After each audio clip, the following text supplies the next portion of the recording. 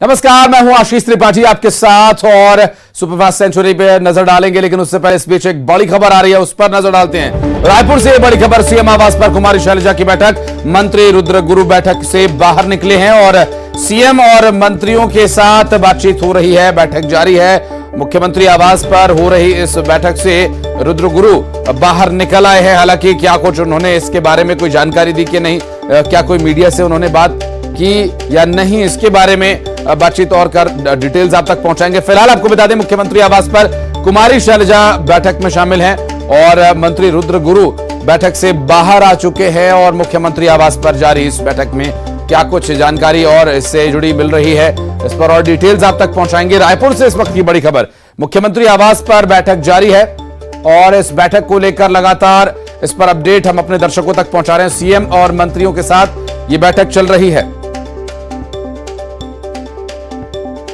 ममता हमारी सहयोगी इस वक्त हमारे साथ है। ममता, क्या डिटेल्स मिल पा रही हैं? रुद्र गुरु बाहर निकले, कोई इनपुट्स मिले क्या मीटिंग के संबंध में?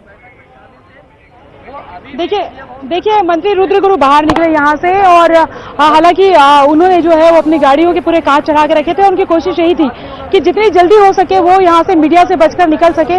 जाहिर तौर पर किसी भी तरह की बयानबाजी करने के लिए जो है वो फिलहाल मना किया गया होगा, बयानबाजी करने से बचना चाहते हैं। अंदर अगर हम बात करें तो सीएम हाउस के भीतर ये देखिए अभी ये दूसरी गाड़ी लग रही है, हलचल लगातार जारी है और अभी मंत्री रुद्र गुरु निकले। हालांकि रुद्र गुरु जो है वो काफी देर से भी बैठक में पहुंचे थे और अभी उनकी तबियत भी लगातार खराब चल रही है, तो ये हो सकता है कि पूरे समय वो मौजूद नहीं रह पाने की स्थिति में हो और मंत्री रविंद्र चौबे नहीं पहुंचे। लेकिन दूसरी गाड़ी आप देख सकते हैं कि मंत्री किसी मंत्री को लेने के लिए वहां पर लग रही है और बैठक लगातार जारी है। ईडी के छापों के बीच में ये आपातकालीन बैठक बुलाई गई है और इस बैठक को लेकर यह कहा गया था कि कोई भी जो है वो जानकारी नहीं देगा कि इस बैठक के बारे में, कुमारी शैलजा के दौरे के बारे में। तो जाहिर तौर पर आप अंदाजा लगा सकते हैं कि किस तरह की स्थिति जो है वो इस बैठक को लेकर बनी हुई है। और बाहर हम देख रहे, आपको देखेंगे कि सूनी सड़कें दिखाई दे रही है, सन्नाटा दिखाई दे रही है, लेकिन भीतर अगर आप देखेंगे थोड़ी देर पहले यहाँ पर लगातार सायरन बजाती हुई गाड़ियां जो है वो भीतर सीएम हाउस में गई और उसके बाद लगातार मंथन जारी है। मंथन किस बात को लेकर है, इसको लेकर सिर्फ कयास लगाए जा सकते हैं, लेकिन ये जरूर है कि ईडी के लगातार छापे पड़ रहे थे और उसके बाद बीच मुख्यमंत्री भूपेश बघेल ने कहा था कि कर्नाटक के नतीजों के बाद में केंद्र सरकार खौलाई हुई है, बौखलाई हुई है और यही वजह है कि ऐसे में न केवल ईडी के छापे पड़ेंगे बल्कि कुछ भी बड़ा वो कर सकते हैं। वो बड़ा क्या हो सकता है ये तो नहीं कहा जा सकता, लेकिन ये जरूर है कि आगे की स्ट्रेटेजी के लिए जरूर ये बैठक की जा रही है और इस बैठक को लगातार गुप्त रखा गया है। और थोड़ी देर में ये कहा जा सकता है कि ये भी कहा जा रहा है कि क्या ऐसा है कि प्रदेश अध्यक्ष बदले जाएं। जिस तरह से मोहन मरकाम को लेकर ये कहा जा रहा था कि मोहन मरकाम जो है उनके बदले में दीपक बैज को जिम्मेदारी जो है वो दी जा रही है और दीपक बैज के नाम की औपचारिक घोषणा बस बाकी है। तो क्या ये है कि दीपक बैज के नाम की घोषणा कर दी जाए, पार्टी ये सोचे कि आगे किस तरह की स्ट्रेटेजी पे जो है चलना है। हालांकि उसके लिए अगर करना होता तो ये भी कहा जा रहा है कि संगठन की बैठक होती और एआईसीसी से सिर्फ एक जो फॉर्मेलिटी है वही तो बची रहती। तो फिलहाल कई तरह के कयास लगाए जा रहे हैं।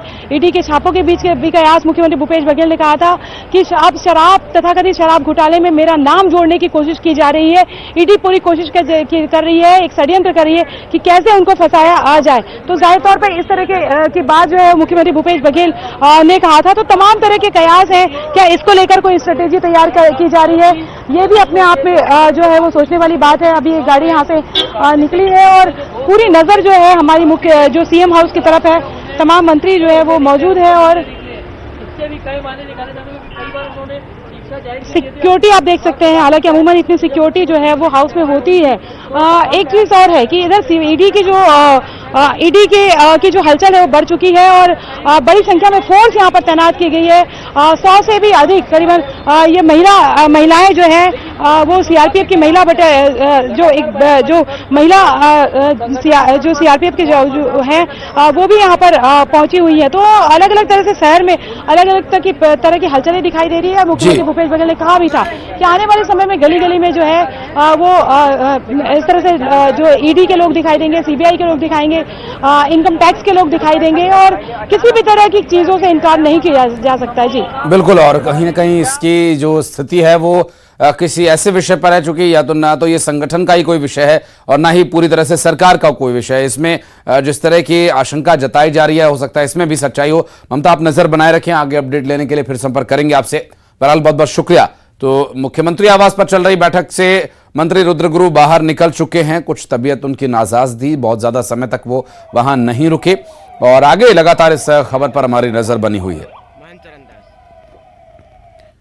और बढ़ते आगे, आपको बता दें, हिजबुत तहरीर का मोहम्मद सलीम, असली नाम इसका सौरभ राजवैद्य है। हिंदू से मुस्लिम बना ये सलीम, जिसे एमपी एटीएस ने हैदराबाद से गिरफ्तार किया। भोपाल के बैरसिया इलाके में सलीम के माता पिता रहते हैं। 2010 में जब इसने धर्म परिवर्तन किया था, तब परिवार के लोगों ने इसका विरोध किया था।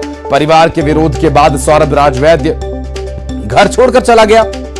इसके करतूतों का जब खुलासा हुआ तो सौरभ की मां रोने लगी। इसके पिता का नाम डॉक्टर अशोक राजवैद्य है। सौरभ राजवैद्य ने अच्छी शिक्षा हासिल की थी। पिता डॉक्टर अशोक राजवैद्य ने कहा कि यह सब कुछ अंतर्राष्ट्रीय साजिश के तहत हुआ है और तेज तर्रार लड़कों पर उनकी नजर रहती है।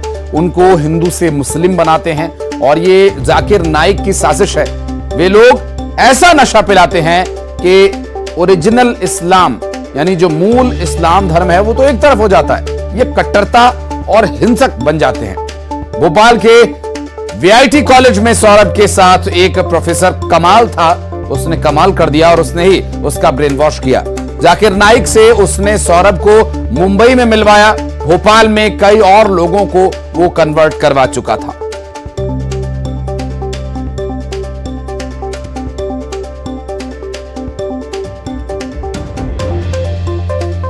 वो तो बिल्कुल साजिश के अंतर्गत हुआ। इंटरनेशनल साजिश है डॉक्टर जाकिर नाइक की। जो इंटेलिजेंट बच्चे होते हैं उनको वो कन्वर्ट करते हैं और ऐसा नशा पिलाते हैं कि ओरिजिनल इस्लाम तो एक तरफ रहता है और उसका कट्टरवाद और हिंसक पहलू ओपन हो जाता है। तो इसमें डॉक्टर कमाल, जो सौरभ के साथ प्रोफेसर था टीआईटी कॉलेज भोपाल में, उसने ही उसका सारा ब्रेन वॉश किया है और जाकिर नाइक से भी उसको बम्बई में मिलाया और कन्वर्जन में उसका पूरा हाथ है और उसी समय उसने भोपाल में कई लड़कों को भी कन्वर्ट किया था। और भोपाल से बड़ी खबर, लव जिहाद पर प्रदेश प्रभारी का बड़ा बयान। बीजेपी प्रदेश प्रभारी मुरलीधर राव का बयान। उन्होंने कहा कि लव जिहाद का मामला आतंकी संगठनों से जुड़ा हुआ है, देश विरोधी है और आतंकियों से जुड़े उसके तार। लव जिहाद के इकोसिस्टम को समझना होगा, इनके नेटवर्क और मॉड्यूल का पता लगाना होगा। तेलंगाना और हैदराबाद साइलेंट जोन बने हुए हैं। यहां बहुत साइलेंटली ये सब हो रहा है। के बाद यानी एक तरीके से यदि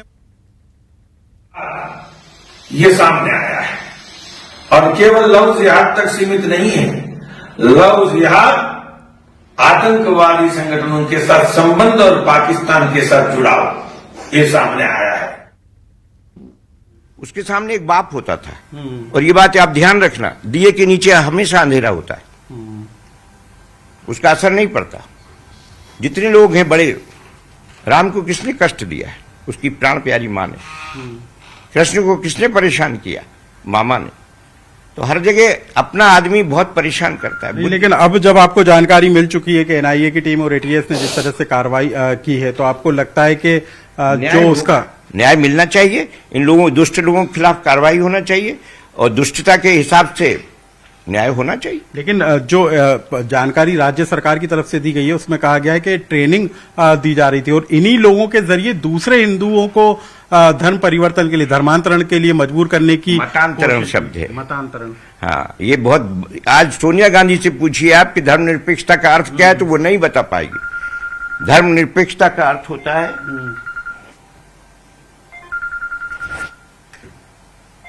धर्मनिरपेक्षता का अर्थ होता है मेरा बाप पड़ोसी मेरा चाचा। मैं अपने बाप की सेवा भी करूंगा, आदर भी करूंगा, पड़ोसी का आदर करूंगा, सेवा की जिम्मेदारी उसके बेटे की। इतनी सब धर्म समझ कुछ नहीं जानते। आज जो पॉलिटिक्स में है, ये जानने वाले नेता नहीं है, जीतने वाले नेता है। लेकिन अब इस पूरे घटनाक्रम 70 साल से जिन लोगों ने राज किया है, वो राज्य में वोट प्राप्त करने के लिए उन्हें मनमानी दी है, संविधान में लचीलापन लाए। नहीं, लेकिन ये तो पूरी तरीके से एक संगठन के द्वारा जो प्रेरित संगठन नहीं है। आप कहां तक पकड़ोगे? हेमंता अलग पकड़ रहा है, उधर गहलोत अलग पकड़ रहा है। 10 तरह के संगठन है, वो रूप बदल के आ जाते हैं। अच्छा, ये और बात कही जा रही थी बार बार कि जो ट्रेनिंग के जरिए, जो मैंने आपसे फिर अभी सवाल करा था कि कुछ और लोगों को भी प्रेरित करने की कोशिश थी। जाकिर नाइक से जो मुलाकात मैं फिर आपसे नहीं, वो तो बहुत पुरानी बात है 2012 की। मैं आपसे फिर के बाद से तो बदलाव नजर आया ना? नहीं, वो तो बदलाव तो 10 से आ गया था, लेकिन वो वहां से कंप्लीट सर्टिफाइड हो गया जब नाम बदलाए। तो वो आपने तो पत्र भी लिखा था केंद्र सरकार को। हाँ, तो उसका रिजल्ट तो हम मिल तो गया है। सरकार ने काम करा 6 महीने साल भर बाद। हमारे साथ 2010 में जो हुआ वो उसी की तो प्रतिक्रिया है। और कर लो तुम काम। मैंने 1992 में नवंबर में तत्कालीन सूचना प्रसारण मंत्री थी गिरिजा व्यास, एक सांसद के साथ जाकर मुलाकात की थी और मैंने कहा था, मैडम अयोध्या की मस्जिद टूटने वाली है, उसके बाद जो परिणाम होंगे उनकी तैयारी कर लीजिए। तो वो कहती कैसी बात कर रहे हैं? मैं कि नोट कर लो, ये 21 नवंबर की बात है और 6 दिसंबर को टूट गई। क्यों? कि कुछ मुझे पूर्वाभास होता है। ये लड़के का भी पूर्वाभास होने लगा था। सीधी फाइट में नहीं चाहता था। मुझे ऐसा लगने लगा काम मुझे बहुत करना है। भोपाल आप जानते कैसा है ना? आप कितने भी कुछ हो, आप हिंसक नहीं हो सकते। जिस बात पे हिंदू नहीं, लेकिन ये तमाम आपको जानकारियां लग गई थी, तो ये भी तो हो सकता था कि उसका हिंसक इस्तेमाल किया जा सकता था। इस बात को लेकर तो समझाइश आपकी तरफ। साहब, वो ऐसा नहीं करूंगा मैं। वो तो हमसे कहता था हम तो मांसाहारी भी नहीं है। फिर तो फिर किस मकसद से गए थे? वो किस मकसद से गया था? Islam is the best than other. वो प्रचारक था और प्रचार करना कोई असंवैधानिक नहीं है। लेकिन अगर देश विरोधी गतिविधि करता है तो वो देश के खिलाफ होने से गलत है और दूसरे धर्म को नीचा दिखाना भी गलत है। ये तो इस्लाम के सभी लोग कहते हैं, भले ही आप माने ना माने। ठीक है, तो इस्लाम का सही उत्तर देने वाले लोग नहीं है, क्योंकि उनकी कमजोरियां भी रास्ते में आती हैं। हजारों सालों से आज भी बजा गांव में किसी के साथ चाय सीपर के साथ नहीं पी सकता कोई ब्राह्मण। तो तमाम तरह की बातें हैं और परिवार को पहले से इस बात को लेकर जानकारी लग गई थी, लेकिन उनका कहना है कि समझाइश सौरभ को जरूर दी गई थी, लेकिन इस्लाम से प्रेरित होकर जाकिर नाइक से भी मुलाकात होने के बाद उनसे प्रेरित होकर उसने अपने धर्म को बदला। लेकिन परिवार का कहना है कि वो किसी भी तरीके की हिंसक गतिविधियों में शामिल नहीं है। कैमरा पर्सन अजय तंवर के साथ अनुराग श्रीवास्तव, न्यूज 18 भोपाल। ये बुक ठीक है मैंने नहीं। तो सौरभ के पिता को आप सुन रहे थे, जिनका ये कहना है कि उनको पूर्वाभास होने लगा था कि बेटा किन्हीं और गतिविधियों में अब संलिप्त होने लगा है। हालांकि इस विषय को लेकर उन्होंने कई बार उसे समझाने का प्रयास किया, लेकिन वो नहीं माना। सौरभ सलीम बन गया और परिवार इस बात को लेकर विरोध करता रहा, नाराजगी जताता रहा और इस विषय को लेकर अब परिवार को भी बहुत सी परेशानियों का सामना करना पड़ रहा है। लेकिन भोपाल में जहां प्रदेश अध्यक्ष वीडी शर्मा ने बड़ा बयान दिया जाकिर नाइक को लेकर, उन्होंने कहा दिग्विजय सिंह और कांग्रेस पर हमला बोला। दिग्विजय सिंह जाकिर नाइक जैसे को शांतिदूत कहते हैं। कमलनाथ ये बताएं कि जाकिर नाइक पर उनके क्या विचार हैं। जाकिर नाइक जैसे लोग आतंकवाद को बढ़ावा देते हैं, कांग्रेस इन्हें संरक्षण देने का काम करती है।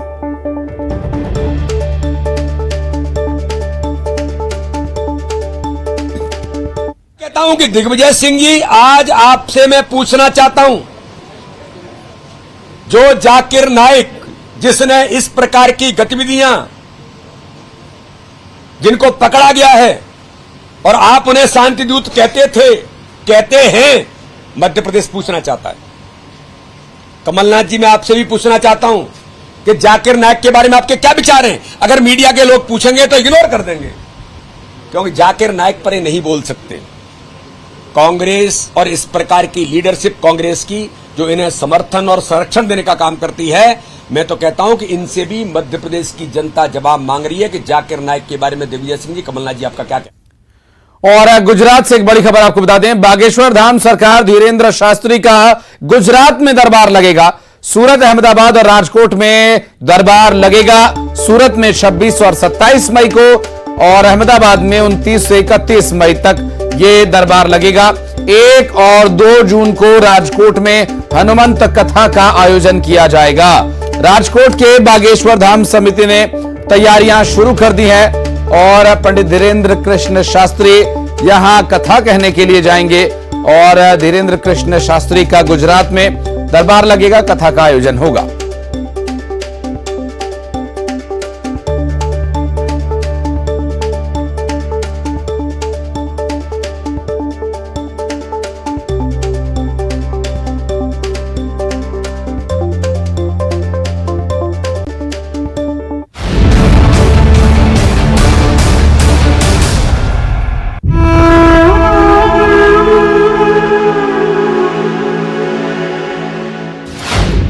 बेबस पिता, लाचार सिस्टम।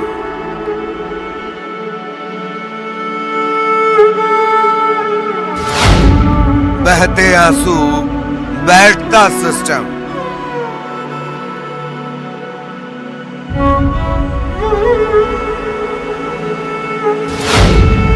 गाल मत बजाइए, बदलाव लाइए। बेटी हम शर्मिंदा हैं, ऐसा सिस्टम जिंदा है। बीमार थे, बुखार बहुत आवत रहा।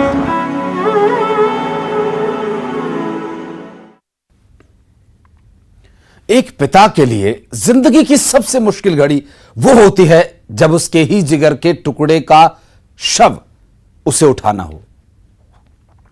उसकी आंखों में बेबसी के आंसू और बेइंतहा दर्द समेटे जब एक पिता इस कठोर सिस्टम से टकराता है तो टूट जाता है। तब वो ये कहने पर मजबूर हो जाता है, हे भगवान, ऐसा दिन किसी और पिता को मत दिखाना।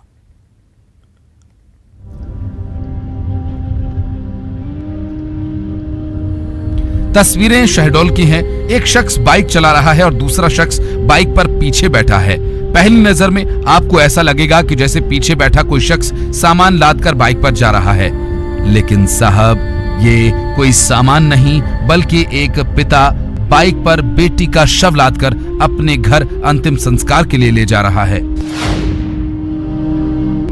बेटी की मौत के बाद पिता ने अस्पताल के जिम्मेदारों से लाख मिन्नतें की, रोते हुए कहा कि उसे डेड बॉडी अपने घर तक ले जाने के लिए वाहन तो उपलब्ध करवाइए, लेकिन अस्पताल प्रबंधन की ओर से यह कहा गया कि 15 किलोमीटर तक के दायरे में ही शव ले जाने के लिए वाहन उपलब्ध करवाया जाता है। क्योंकि आपका घर यहां से 70 किलोमीटर दूर है, ऐसे में नियमों के तहत गाड़ी नहीं दी जा सकती।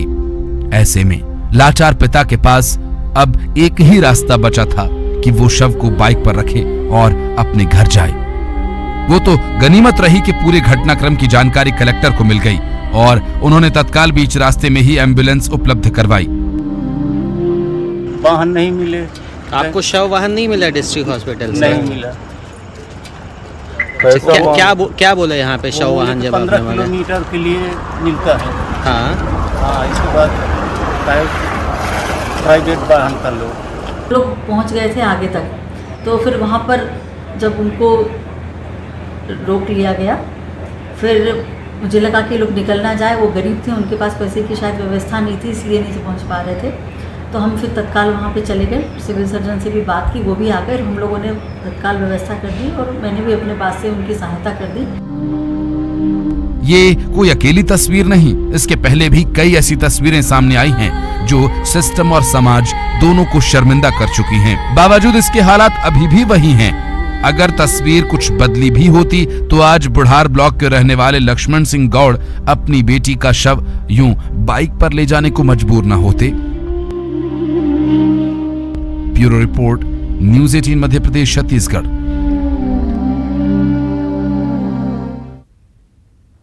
और अब नजर डालेंगे सिटी टॉप 20 पर।